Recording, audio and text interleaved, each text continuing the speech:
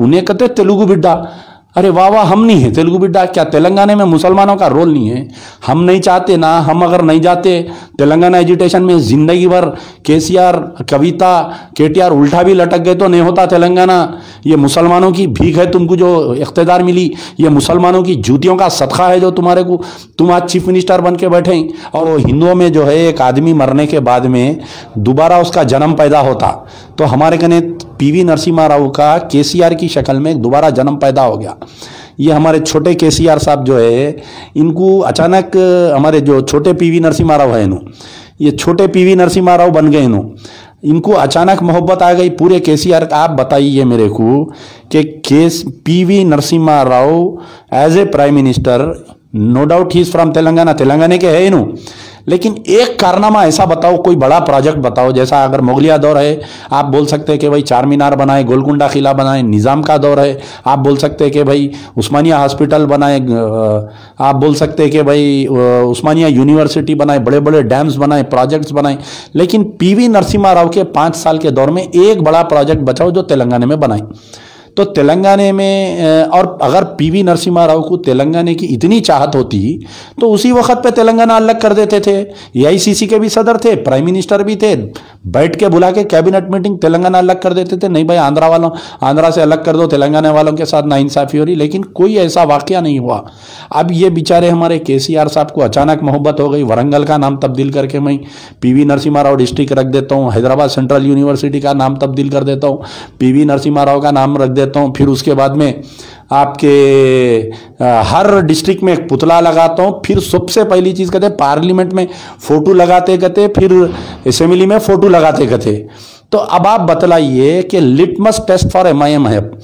अब ये मजलिस इत्तेहादुल मुस्लिमीन के शेर निकलेंगे बाहर, अकबरुद्दीन ओवैसी। अब ये शेर क्या करेंगे?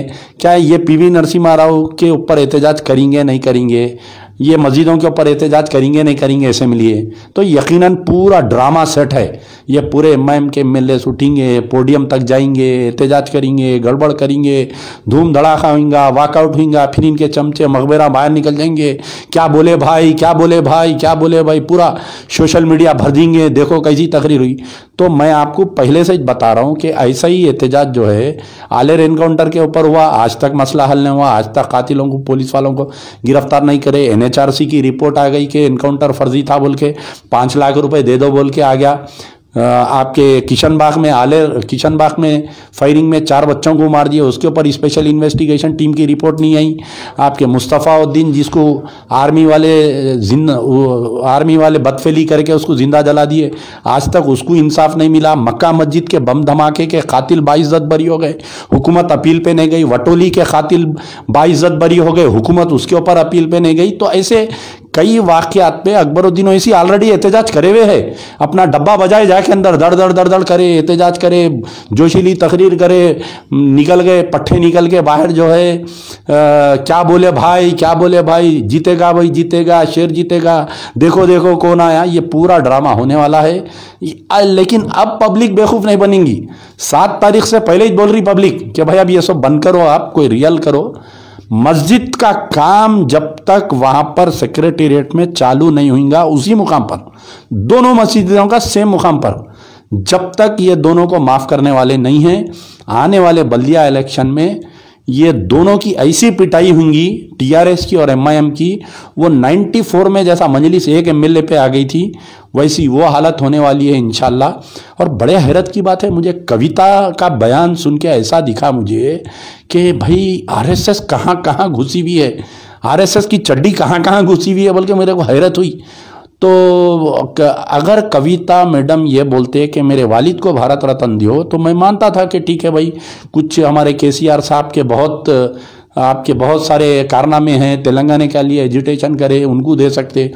पीवी नरसिम्हा राव अचानक कविता के ख्वाब में आ गया है, समझ में नहीं आ रहा क्या है।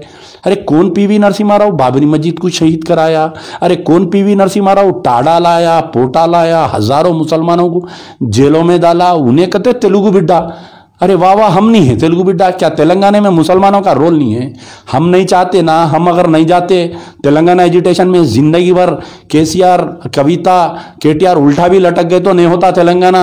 ये मुसलमानों की भीख है तुमको जो इख्तिदार मिली, ये मुसलमानों की जूतियों का सदका है जो तुम्हारे को, तुम आज चीफ मिनिस्टर बन के बैठे और तुम ये समझ रहे हैं कि अगर मैं मुसलमानों की दिलाजरी करके 500 करोड़ का महल बना के मैं चीफ मिनिस्टर बनूंगा, मेरे बेटे सीएम बनेंगे, तो याद रख लो अमजदुल्ला खान की बात, आज की बात, आज से 4 साल पहले मैं आलेर एनकाउंटर के जलसे में बोला था कि इसका पैंट उतारो, अंदर केसीआर की चड्डी निकलती बोल के।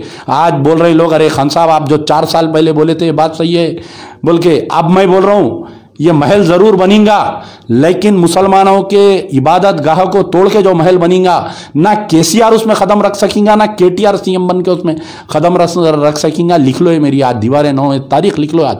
तो आप देखिए कि हमारा मुतालबा है, ये जो ड्रामा चलेगा सियासी ड्रामा, इसको अवाम नहीं आना चाहिए। फिर इंशाल्लाह आप 8 तारीख के दिन या 9 तारीख के दिन आएंगे, ये ड्रामा देख के, ये ड्रामा का मैं फिर सेकंड पार्ट सुनाऊंगा आप लोगों को।